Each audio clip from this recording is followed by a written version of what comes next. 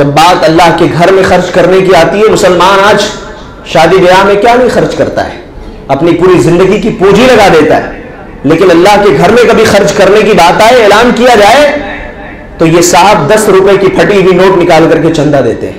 میرے بھائی آج کے دور میں ہمیں شرم نہیں آتی؟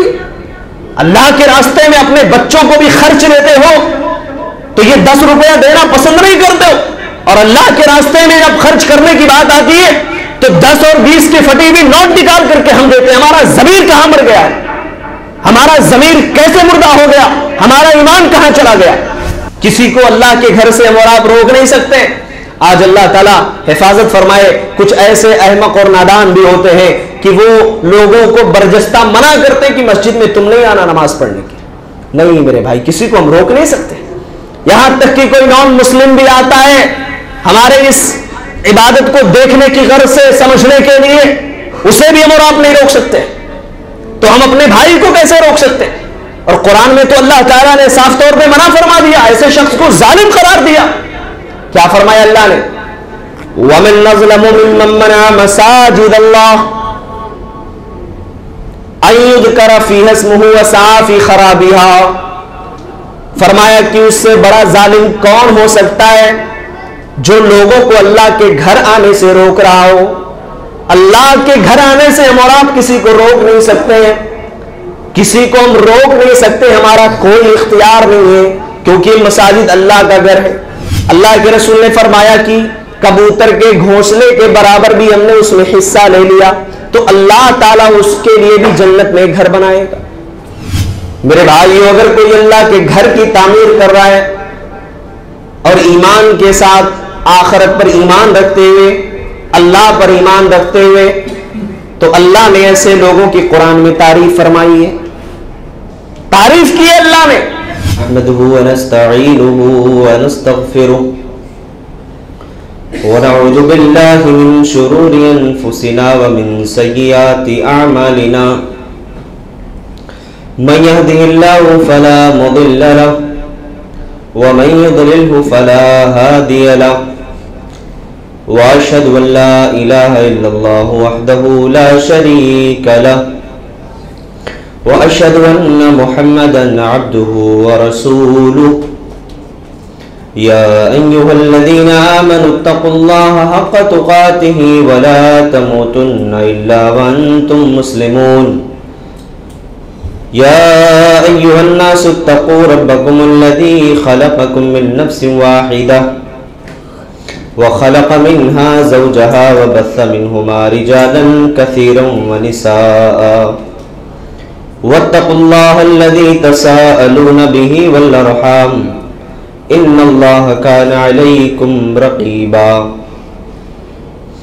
يا أيها الذين آمنوا اتقوا الله وقولوا قولا سديدا يصلح لكم أعمالكم ويغفر لكم ذنوبكم ومن يطع الله ورسوله فقد فاز فوزا عظيما أما بعد فإن خير الحديث كتاب الله وخير الهدى هدى محمد صلى الله عليه وسلم وشر الأمور محدثاتها وكل محدثة بدعة وكل بدعة ضلالة وكل ضلالة في النار فقد قال الله تبارك وتعالى في كلامه المجيد والفرقان الحميد فأعوذ بالله من الشيطان الرجيم من همزه ونفخه ونفثه بسم الله الرحمن الرحيم قاف والقرآن المجيد بل عجبوا أن جاءهم منذر منهم فقال الكافرون هذا شيء عجيب أَإِذَا مِتْنَا وَكُنَّا تُرَابًا ذَلِكَ رَجْعٌ بَعِيدٌ قَدْ عَلِمْنَا مَا تَنقُصُ الْأَرْضُ مِنْهُمْ وَعِندَنَا كِتَابٌ حَفِيظٌ بَلْ كَذَّبُوا بِالْحَقِّ لَمَّا جَاءَهُمْ فَهُمْ فِي أَمْرٍ مَرِيجٍ أَفَلَمْ يَنظُرُوا إِلَى السَّمَاءِ فَوْقَهُمْ كَيْفَ بَنَيْنَاهَا وَزَيَّنَّاهَا وَمَا لَهَا مِنْ فُرُوجٍ والأرض مددناها وألقينا فيها رواسي وأنبتنا فيها من كل زوج بهيج تبصرة وذكرى لكل عبد منيب.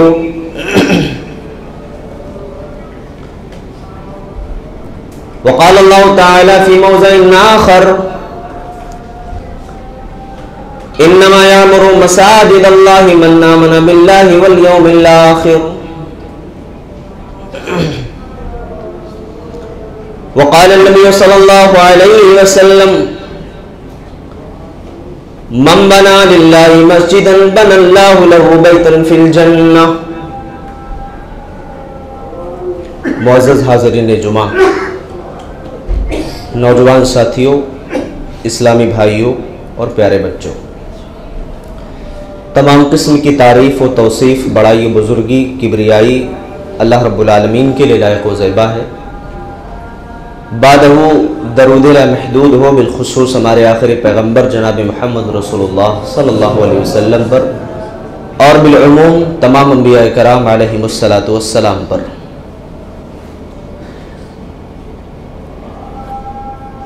دنیا کے اندر اللہ تبارک و تعالیٰ نے ہمیں اور آپ کو پیدا فرمایا ہے تاکہ ہم اپنی آخرت بنا لیں. دنیا یہ کھیتی ہے، یہاں جو بھی ہم بوئیں گے، جیسا بوئیں گے، قیامت کے دن ویسے ہی ہمیں کاٹنے کو ملے گا.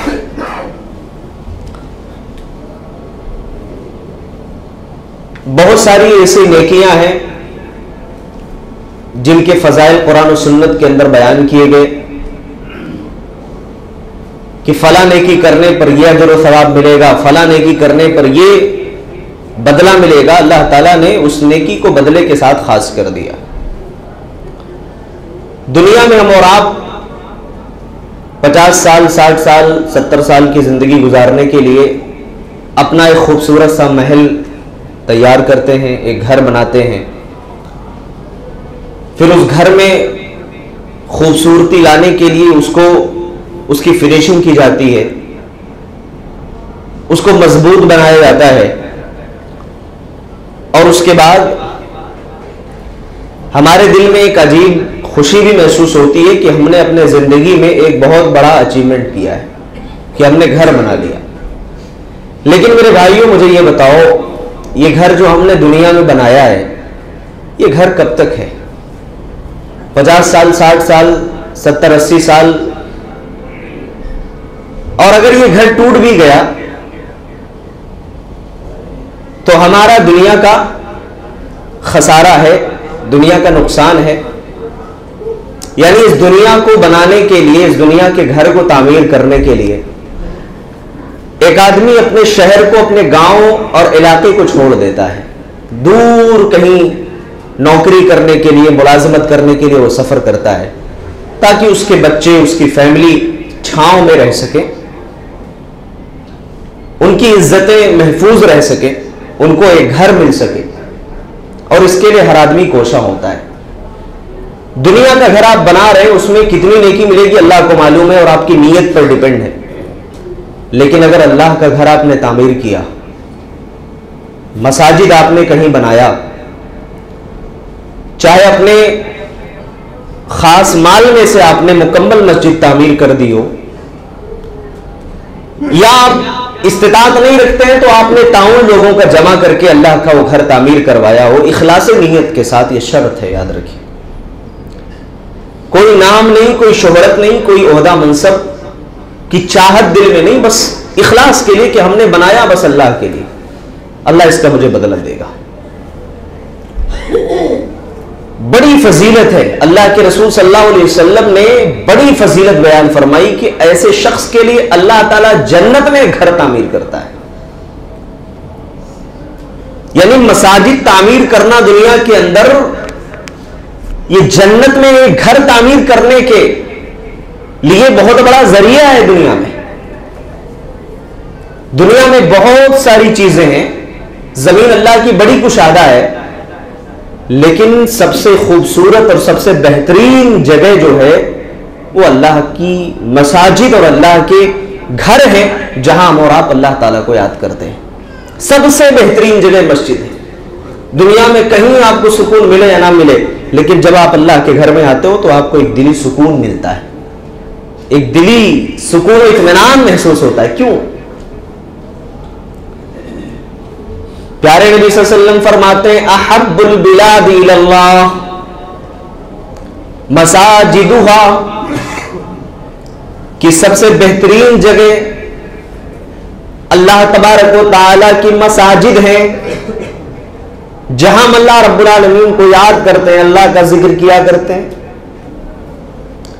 آپ کہیں بازار میں ہو، دوستوں کی محفل میں آپ بیٹھے ہو، 5 اسٹار ہوٹل میں آپ بیٹھے ہو، دنیا کی نظر میں وہ ہوٹل 5 اسٹار ہوگا، اس میں بہت ساری فیسلٹیز ہوں گی، لیکن میرے بھائیو یہ بات آپ یاد رکھو کہ اللہ کے گھر میں اگر آپ آتے ہو نماز پڑھنے کے لیے، اللہ کا ذکر کرنے کے لیے، تو اللہ کا یہ گھر دنیا کی سب سے بہترین جگہ، احب البلاد الی اللہ مساجدہا، سب سے بہترین جگہ یہ اللہ تبارک و تعالیٰ کے گھر ہیں، اللہ کی مساجد ہے، جہاں ہم اللہ کو یاد کیا کرتے ہیں۔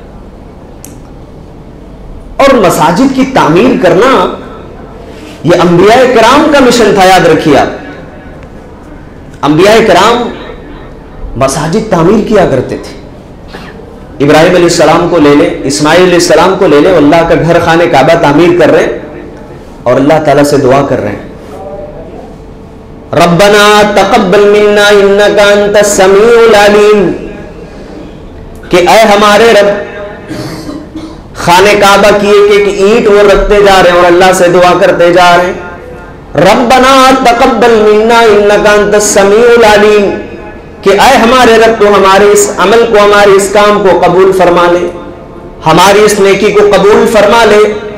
میرے بھائیو کتنا بڑا مقام ہے کہ آدمی نیکی کر رہا ہے، انبیاء نیکی کر رہے ہیں، لیکن ان کی نیکی میں کوئی شک و شبہ نہیں ہے، کوئی شک نہیں، انبیاء نیکی کریں گے، ان کا اخلاص دنیا میں سب سے ہائی لیول پر ہوتا ہے، سب سے ہائی اور سب سے بہترین، ان کے اخلاص پر کوئی شک نہیں کر سکتا، لیکن وہ اللہ سے دعا کر رہے ہیں کہ اللہ میری اس نیکی کو قبول فرما لے۔ وَإِذْ يَرْفَعُ إِبْرَاهِيمُ الْقَوَاعِدَ مِنَ الْبَيْتِ وَإِسْمَاعِيلُ، ابراہیم و اسماعیل علیہ السلام اللہ کے گھر کی تعمیر کرتے جا رہے ہیں اور اللہ سے دعا کرتے جا رہے ہیں کہ اے اللہ میری اس نیکی کو تو قبول فرما لے، میری اس نیکی کو اللہ شرف قبولیت سے نواز دے۔ یعنی دنیا میں ہم بھی جب کوئی نیکی کا کام کریں تو اللہ سے دعا ہمیں کرنا چاہیے کہ اللہ ہماری اس نیکی کو قبول فرما لے۔ ایک اینٹ آپ نے مسجد میں رکھی ہو، ایک معمولی سا بھی آپ نے پیسہ خرچ کیا ہو اللہ کے اس راستے میں، آپ اللہ سے دعا کریں اللہ آپ کی اس نیکی کو قبول فرمائے۔ کبھی یہ دل میں خیال، یہ وہم نہیں ہونا چاہیے کہ ہم نے اکیلے کوئی مسجد تعمیر کر دی یا اللہ کے کئی گھر ہم نے بنا دیے تو اب جنت تو ہمارے نام ہو گئی، نہیں میرے بھائی، آپ اللہ سے دعا کرو کہ اللہ اس کو قبول فرمائے، کیونکہ جب تک وہ قبول نہیں ہوگی نیکی تب تک اس کا فائدہ نہیں ہے، اور قبول اسی وقت ہوگی جب آپ کی اور ہماری نیت خالص ہو اللہ کے اس گھر کی تعمیر کے لیے۔ جب تک نیت خالص نہیں تب تک وہ عمل اللہ کی بارگاہ میں مقبول نہیں ہو سکتا ہے۔ مساجد کی تعمیر کون لوگ کرتے ہیں؟ مساجد کی تعمیر وہ لوگ کرتے ہیں جو اللہ اور آخرت کے دن پر ایمان رکھتے ہیں۔ قرآن مجید آپ اٹھائیے، اللہ تعالیٰ نے ایمان والوں کا تذکرہ فرمایا کہ انما یامر مساجد اللہ من آمن باللہ والیوم الآخر، کہ اللہ کے گھروں کو وہی آباد کرتے جو اللہ پر اور یوم آخرت کے دن پر، یعنی یوم آخرت پر وہ ایمان رکھتے ہیں، وہی مساجد کو تعمیر کرتے ہیں، وہی اللہ کے گھر کو آباد کرنے والے۔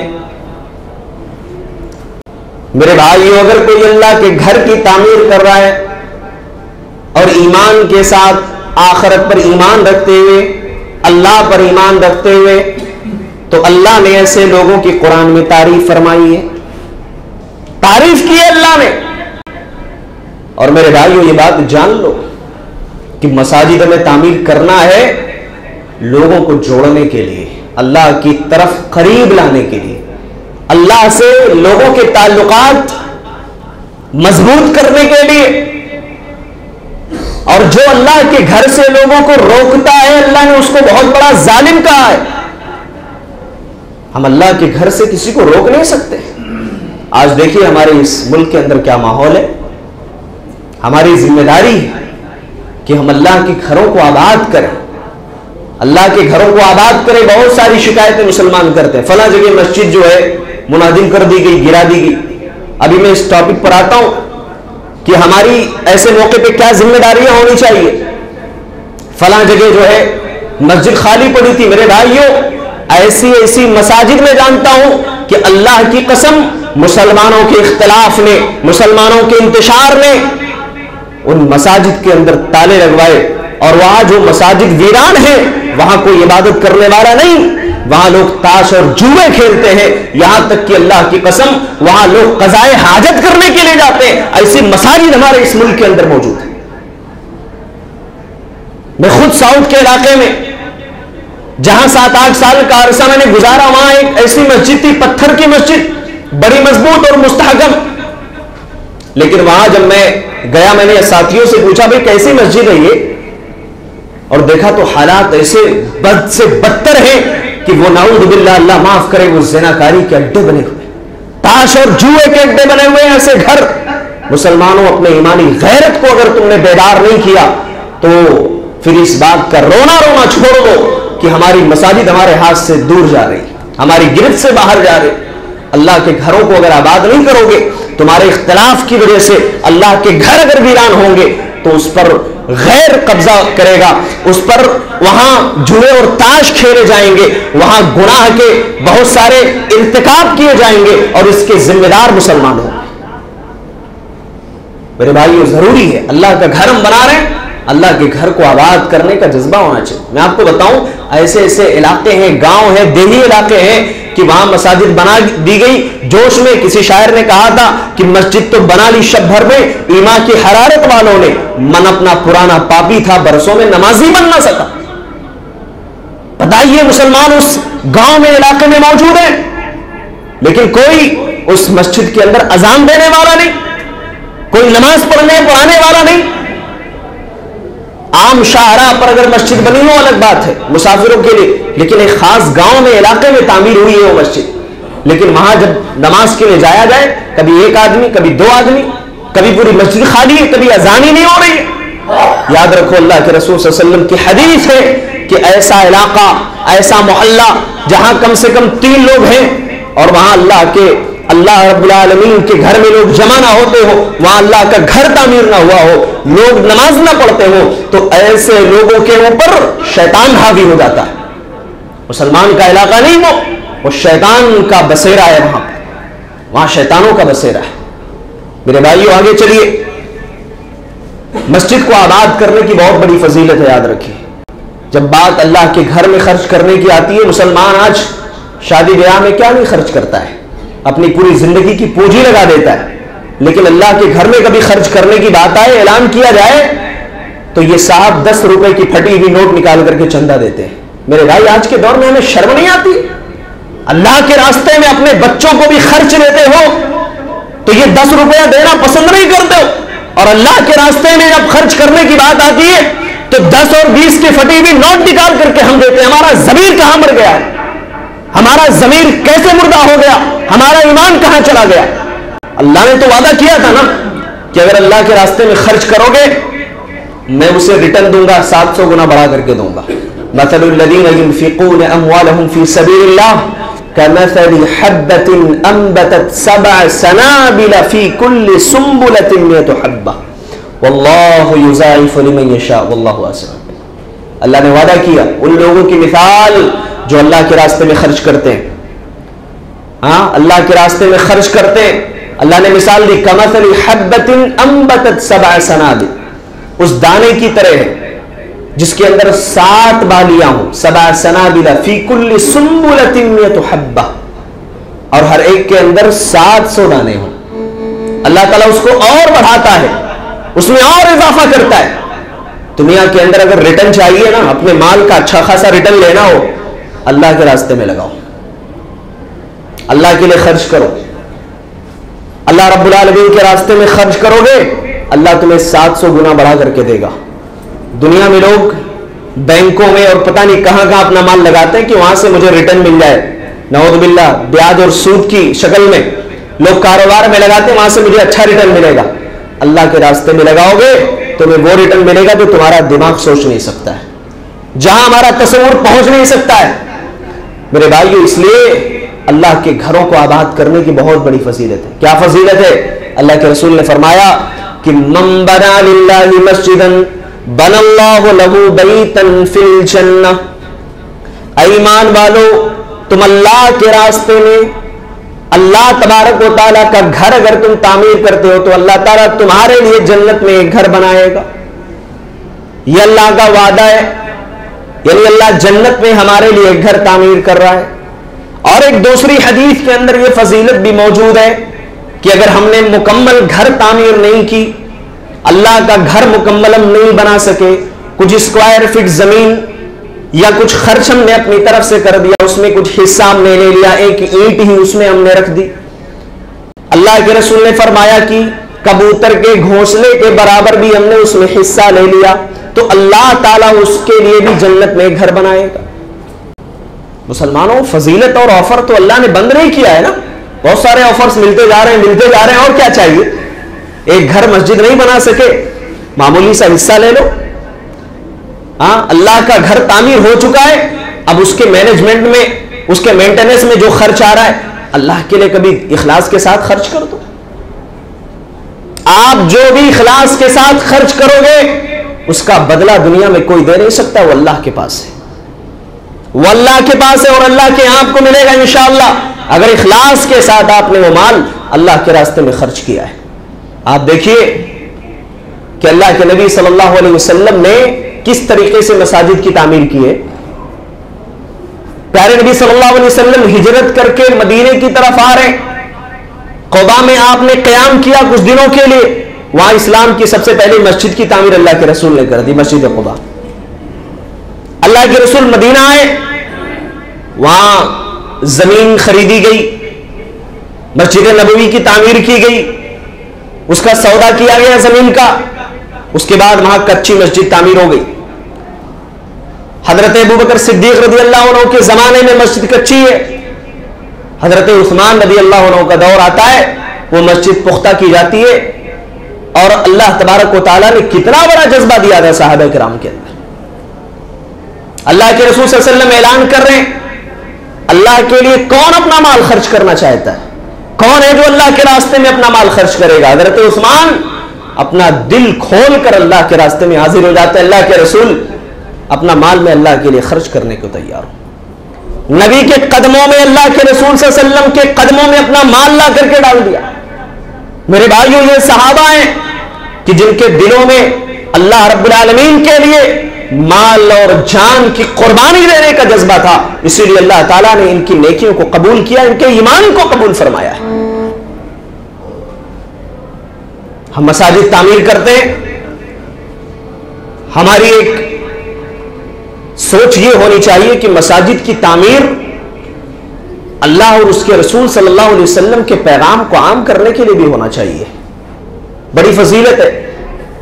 اللہ کے نبی نے کیا فرمایا؟ مجتمع قوم بیت من بیوت اللہ, بیت من بیوت اللہ, کہ جب کوئی قوم اللہ کے گھروں میں سے کسی گھر میں جمع ہوتی ہے, یتلون کتاب اللہ ویتدارسونہ, وہ اللہ کی آیتیں تلاوت کرتے ہیں, وہاں درس ہوتا ہے قرآن و حدیث کا. اللہ کے رسول نے فرمایا کہ الا حفتہم الملائکہ, فرشتے انہیں اپنے پروں سے ڈھانپ لیتے ہیں. وغشیتہم الرحمہ, اللہ کی رحمت نازل ہوتی ہے ایسے لوگوں کے اوپر.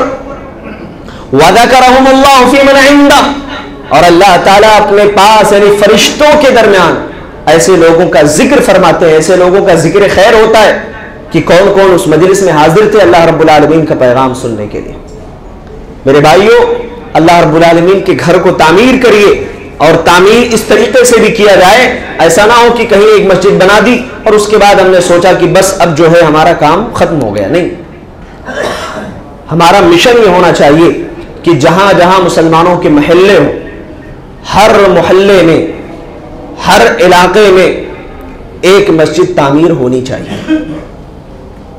یہ مشن ہونا ہے ہمارا، یہ مشن رکھنا ہے اپنا کہ ہم جو ہے اللہ کا گھر ہر محلے اور ہر علاقے میں تعمیر کرنے کی کوشش کریں، اور جب بھی ایسا کوئی موقع آئے کہ فلاں جگہ اللہ کا گھر تعمیر ہونے جا رہا ہے، اس کے لیے خرچ کرنے کی ضرورت ہے، سبحان اللہ، اللہ نے آپ کو مال سے نوازا ہے، آپ نے زمین خرید کے دے دی اللہ کے راستے، اللہ نے آپ کو مال سے نوازا ہے، آپ نے اس کی تعمیر میں معمولی سا حصہ لے لیا،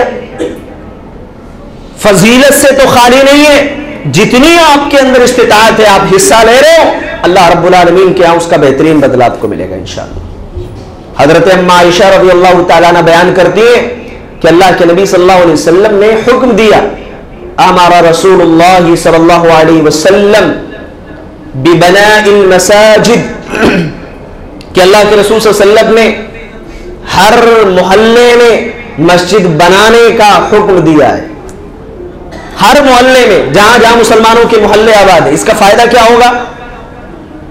ہمارے بچے مسجدوں سے جڑے رہیں گے، ہمارا گھرانہ اللہ کے گھر سے جڑا رہے گا۔ مسلمان آج کیا سوچتے ہیں، نہیں فلاں جگہ جو ہے اگرچہ کہ غیر رہتے ہیں وہاں پہ، لیکن وہ جگہ بڑی صاف ستھری ہے، بڑی مہنگی جگہ، وہاں جا کر کے آباد ہوں گے۔ میرے بھائی نہیں، آپ ایسی جگہ آباد ہوئیے جہاں اللہ کا گھر آباد ہے، جہاں آپ اللہ کے گھر سے قریب ہوں گے، جہاں ہر دن اللہ اکبر اور حی علی الصلاۃ حی علی الفلاح کی صدا آپ کے کان میں آئے، جہاں آپ کے خواتین اللہ اس کے رسول کی باتیں سن سکے، اس پر عمل کر سکے، آپ ایسی جگہ آباد ہونے کی کوشش کیجیے۔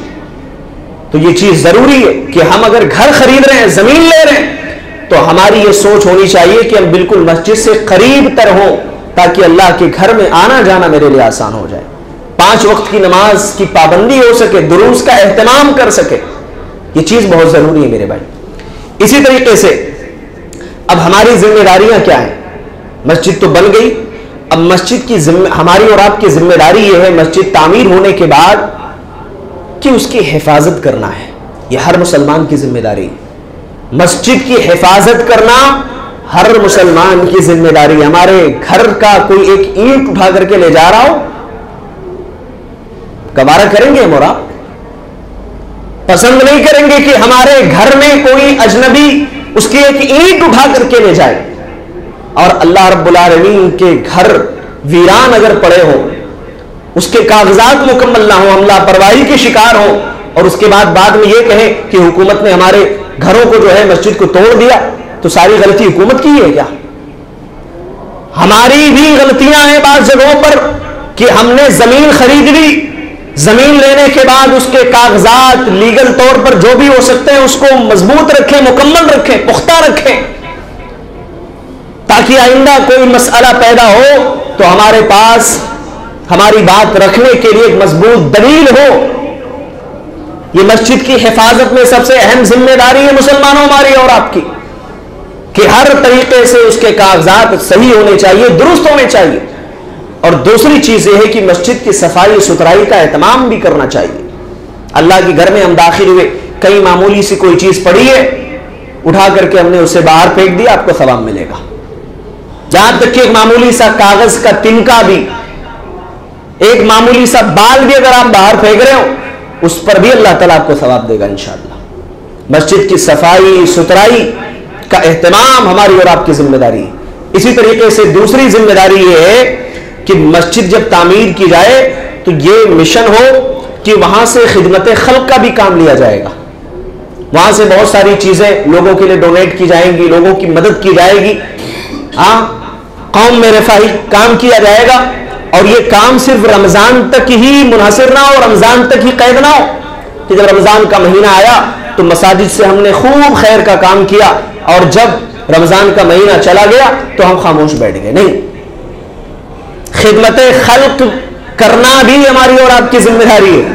اللہ کے رسول صلی اللہ علیہ وسلم نے مسجد تعمیر کی، وہ مسجد ہمارے سامنے اسوہ ہے، وہاں مدرسہ ہے، وہاں بچوں کی تعلیم ہوتی، تو مسجد ایسی تعمیر ہو کہ وہاں پر بچوں کی تعلیم کا نظم رکھا جائے، کہ بچے تعلیم حاصل کرنے کے لیے آئیں، قرآن و حدیث کی باتیں سننے سمجھنے کے لیے آئیں۔ اور چوتھی ذمہ داری یہ ہے میرے بھائیوں کہ جب مسجد ہم اور آپ تعمیر کر رہے ہیں تو ہماری نیت جو ہے بالکل خالص ہو کہ اللہ کے گھر کے تعمیر میں ہم اور آپ حصہ لے رہے ہیں، اور اللہ تعالی ہمارے اس عمل کو قبول فرمائے. کیونکہ اگر اخلاص نہیں ہے ہمارے عمل میں، ہمارے اس نیکی کے اندر، تو اللہ تعالیٰ اس کو قبول نہیں فرمائیں گے. اس لیے اخلاص کا ہونا بہت ضروری ہے. کسی طریقے کا کوئی اس کے اندر کھوٹ نہیں ہونا چاہیے. اور ہمارا گمان بھی، جو لوگ تعمیر کر رہے ہیں، تعمیر مساجد میں حصہ لے رہے ہیں، ان کے تعلق سے ہمارا گمان بھی اچھا ہونا چاہیے.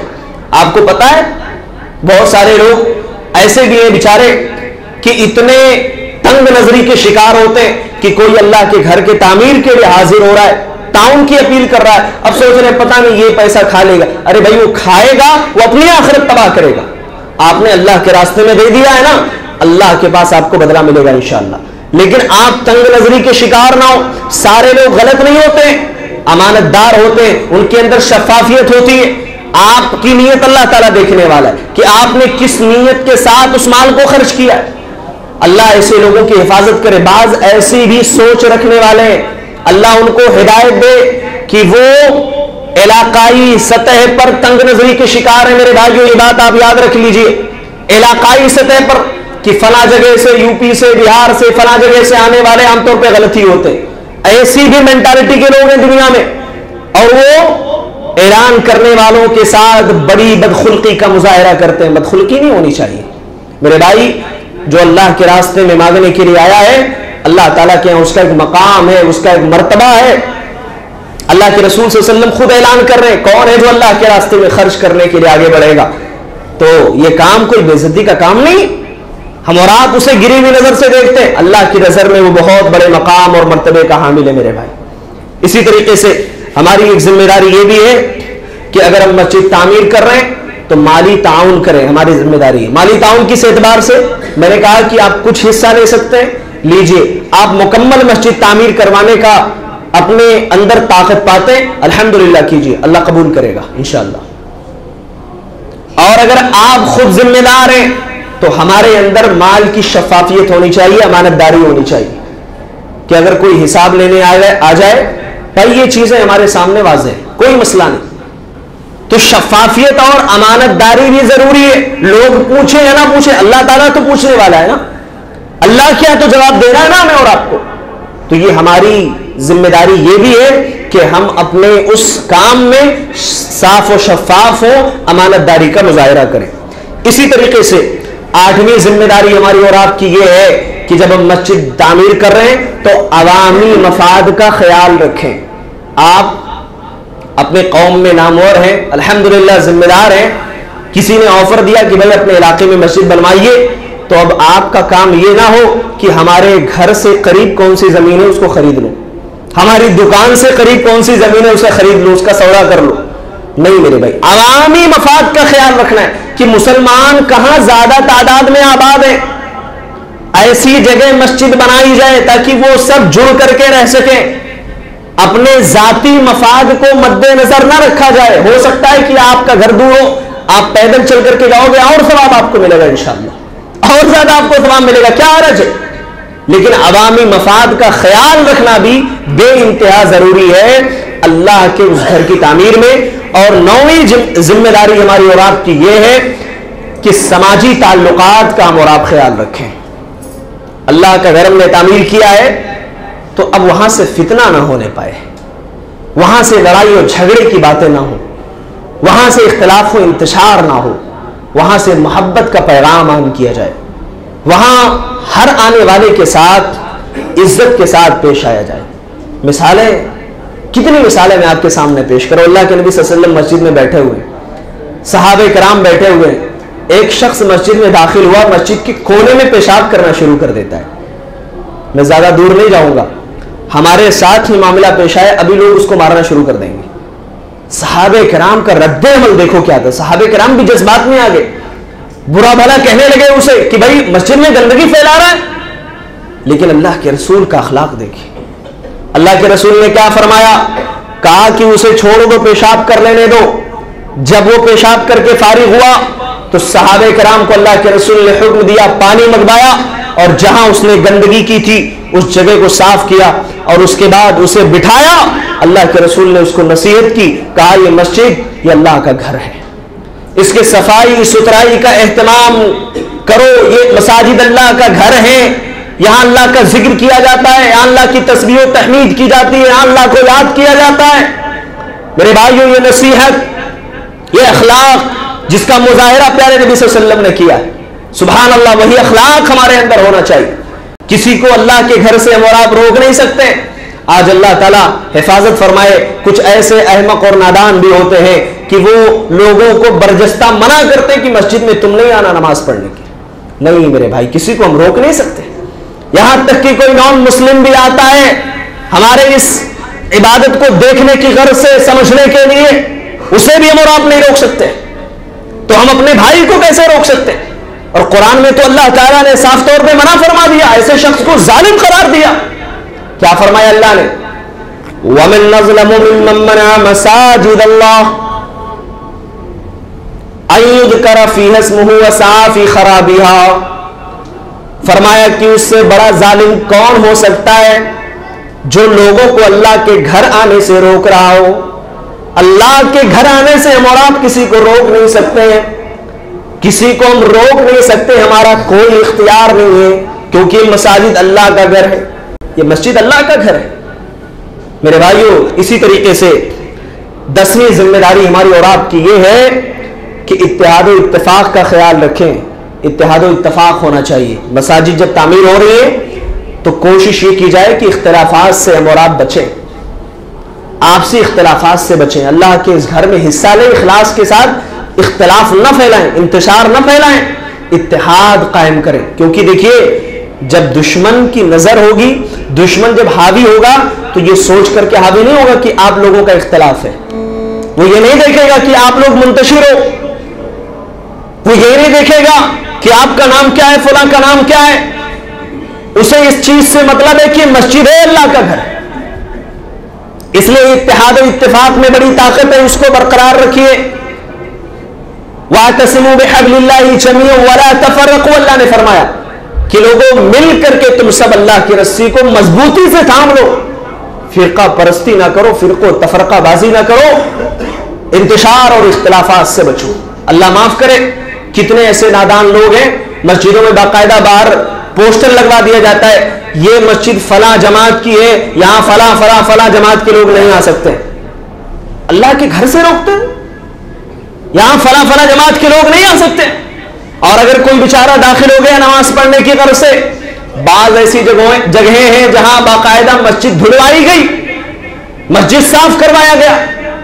ایسے حالات ہیں ہمارے اس ملک کے اندر, اور اس کے بعد ہم یہ کہتے ہیں کہ ہماری مسجدیں ہمارے کنٹرول سے باہر جا رہی, دوسرے لوگ حاوی ہو رہے. میرے بھائیوں, ہمارے مسلمان آپس میں جتنے ایک دوسرے کے دشمن ہیں اتنا غیر نہیں ہے, یاد رکھیے اس بات کو. اس لیے اس سے دوری اختیار کریں, اللہ کے گھر سے کسی کو نہ روکیں, اللہ کے گھر کو آباد کریں. اللہ ہم سب کو اس کی توفیق نصیب فرمائے. اللہ تعالیٰ اپنے گھر کو آباد کرنے والا بنائے. اللہ تعالیٰ جو بھی لوگ اس میں جتنا بھی حصہ لیں, اللہ تعالیٰ اس کو قبول فرمائے. جو بیمار ہیں اللہ انہیں شفا کاملہ عاجلہ نصیب فرمائے. اللہ تعالیٰ ہمیں جب تک زندہ رکھے ایمان پر, جب خاتمہ ہو اللہ ایمان پر خاتمہ نصیب فرمائے. آمین. تقبل یا رب العالمین. وآخر دعوانا الحمد للہ رب العالمین.